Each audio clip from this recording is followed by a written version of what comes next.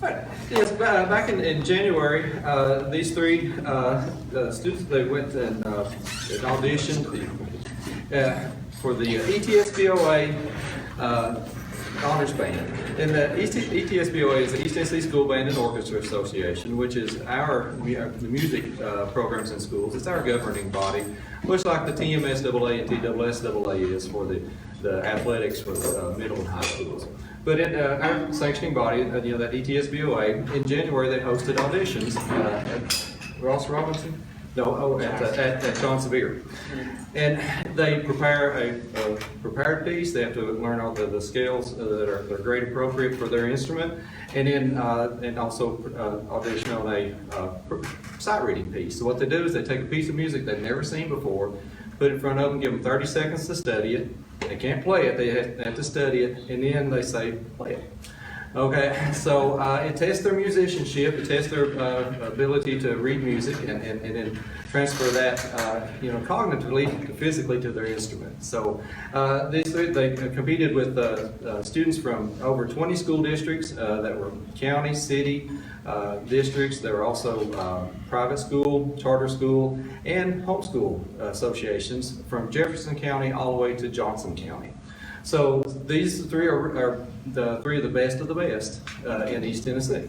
So they all in 8th grade. So they would go in and like I say, practice and perform those pieces that they practiced. They'd be adjudicated by some associational directors, and then these high scores in each instrument, they would pull those students back out and then create this honors band. So Clay was 8th grade.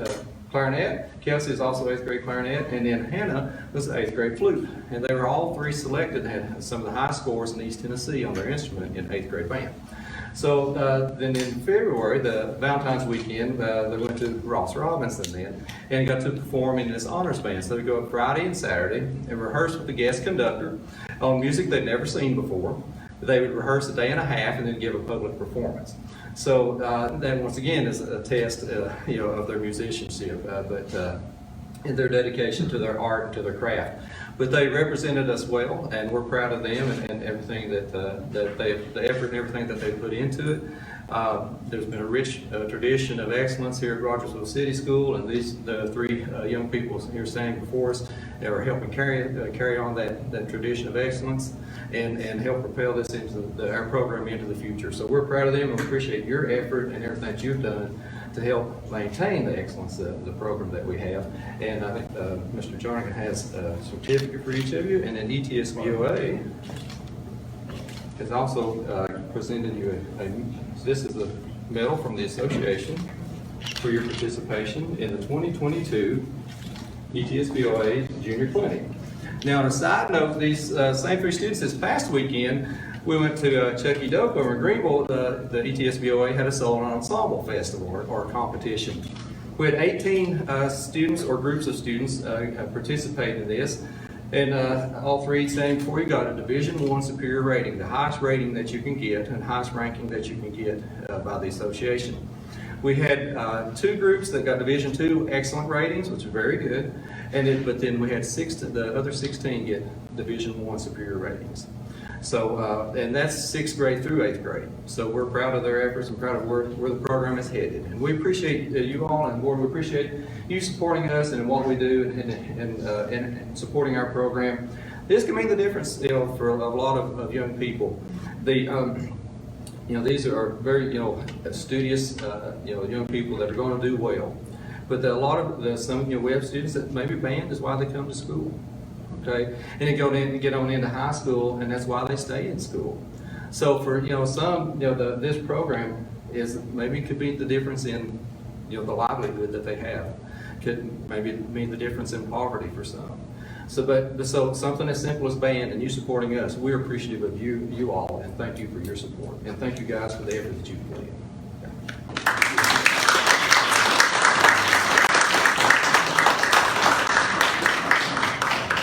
And by the way, we've got a pretty good band director too.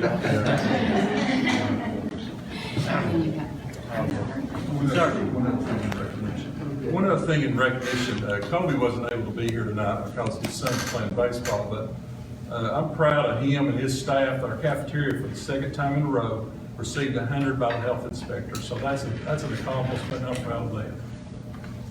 Congratulations. A lot of good things happening in Rogersville City too. Andy, good job, and you, congratulations on being top.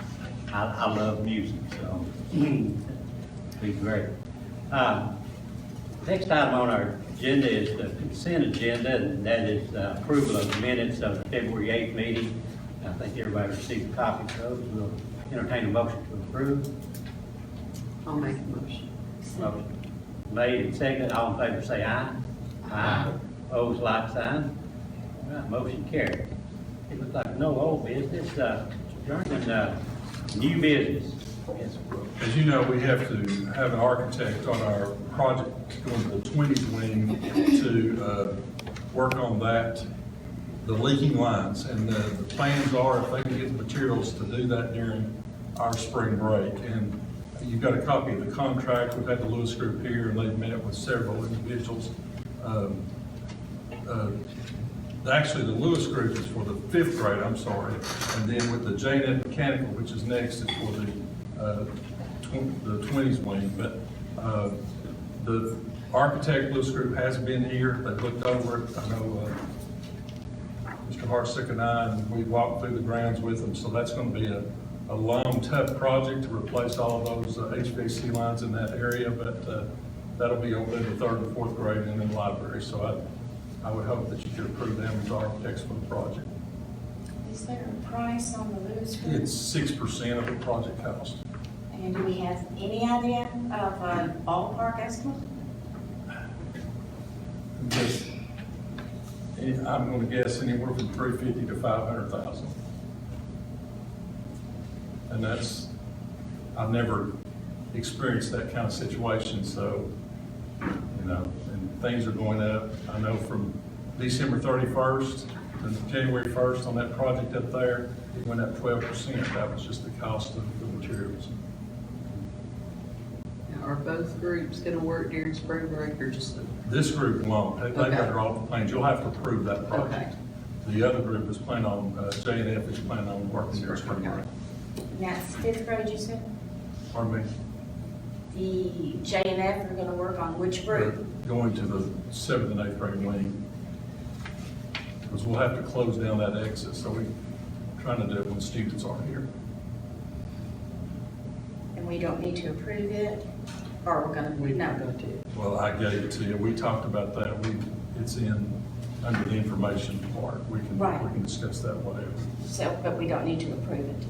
You can, yes. So because of the cost with Lewis Group,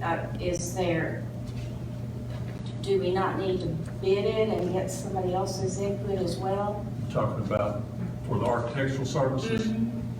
You can do that. You don't have to bid architecture. That's professional services. You don't have to bid professional services. But the project itself will be bid. They will do the bidding on that. They will do it. They'll put it out. Of course, Rogersville City Schools are responsible for that. They put the bids out, yes. Yeah, with all the specs and everything else involved with it. But I think this is just to approve the Lewis Group architectural services. And how much did they charge us? Lewis Group will be 6% of the project cost. Okay, so that is over and above the 350 to 500,000. Correct. They just get a part of that Yeah, contract. 6% of it. Yeah. Any other discussion? Questions? I think it's one of the projects we need to do. Oh, yeah. We've got, we want to keep everything up to standard, and, but usually the first cost is the least cost, but like Mr. Jonathan said, everything goes up, now almost hourly. But, we'll entertain a motion to approve the Lewis Group Architect Services Agreement. I'll make a motion. Motion made and seconded to approve them. All in favor say aye. Aye. Opposed, like sign. Motion carried. All right, guess that gets us into another school calendar coming around. Right, and this is the 2022-23 calendar. You got that in your package. The major changes in this calendar versus the other is our two parent-teacher conferences will be after school. And there's 2 days that we will be going that the county's not going on, October 28th and November the 8th. November the 8th, the county has to be out because they have election in their schools, and we do not. And there'll be one afternoon, one day we'll go all day, and we won't have PM bus service. So otherwise, and I could ask, did the county approve their calendar? I'm not sure. I'm not sure. If the calendar stays the same. They did. Mr. Bailey went to their meeting, so that's we have 10 inclement weather days built into this calendar, 177 student days, and 3 staff development days for the 180.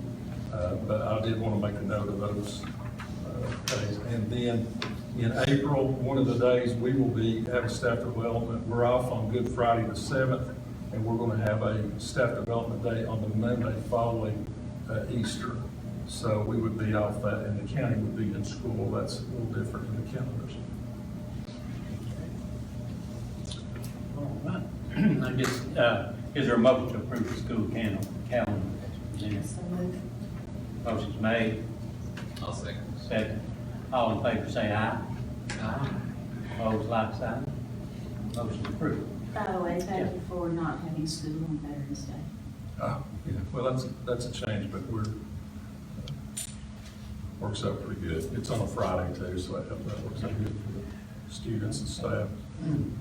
All right. Returning to any staff community reports? No. Okay, it gets us to our information now. The J&F, and I think Ms. Phillips asked about that. When we were doing that, they've been here working on that project, and we're doing that under the emergency to get that done. And you can see the proposal there, what they're going to plan to do, and they plan to do that during spring break. If you'd prefer to vote on that, let the chairman and the board can decide on that. Field trips, we're allowing field trips this spring. I think our students and even our parents are proud of that. Of course, we will be relying upon the county being able to provide transportation, and I know that Mr. Hartson's been in contact with them, and they feel comfortable that they can make that work.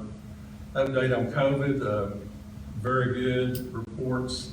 Student count's been down to 0, so we're excited about that. Spring break's on there, and then, of course, the next board meeting. And that's all I have, unless you have some questions.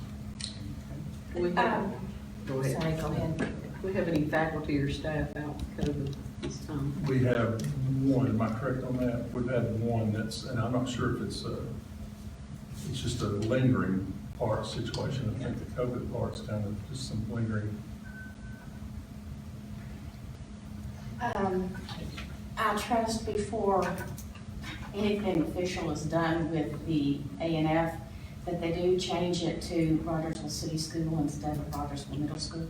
I'm not saying, well, I can tell you, they know where to come because they were here New Year's Day, but I will get that correct. But that's all right, we'll let them pay for it, it'll be all right. Sure, yeah. I don't believe the board will approve that. And all of the exclusions, are those normal? Yes, because there shouldn't be any electrical wiring, it's all plumbing. And then if we get in, we've had that check to make sure we can stay out, they can dig under any, but if they got into that, then we would have to get an electrician for that. Okay, yeah, I guess with that, on the proposal, if the board would like to approve that, I know it's an emergency situation, but I think it'd be good for us to go on record to say, you know, we approve this. Entertain a motion to approve, come back, vote on the things we have to do. I'll make a motion. Motion's made, for second. Second. All in favor say aye. Aye. Opposed, like sign. Motion carries.